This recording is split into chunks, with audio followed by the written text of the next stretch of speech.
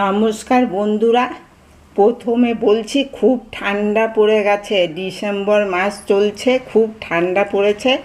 আপনারা একদম সাবধানে থাকবেন। বা যাদের বাড়িতে ছোট ছোট বাচ্চা আছে তাদেরকেও সব সময় গরম জামা কাপড় পরিয়ে রাখবেন।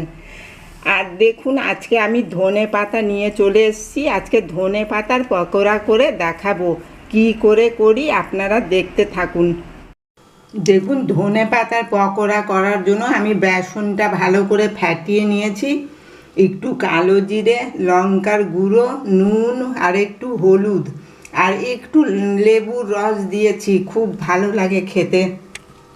তো আর এখানে আমি ধনে পাতাগুলো দেখুন এরকম করে এই যে কচি কচি ডানটি শুদ্ধ নিয়ে নিয়েছি। এটাকেই আমি ভেজে নেব। দেখুন এরকম করে ডুবিয়ে ডুবিয়ে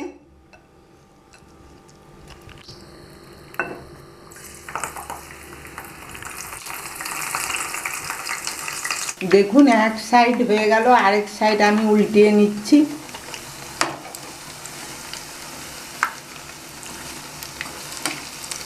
দেখুন কি সুন্দর ভাজা হয়েছে। দেখুন আমার হয়ে গেছে, ভালো করে ভেজে নিয়েছি। এবার তুলে নিচ্ছি, তেলটাকে ভালো করে ঝরিয়ে নিচ্ছি। আরও কটা ভেজে নিচ্ছি।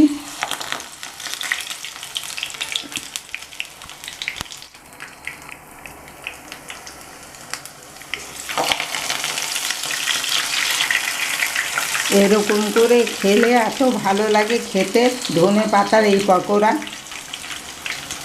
কচি কচি ডানটি রেখে দেবেন।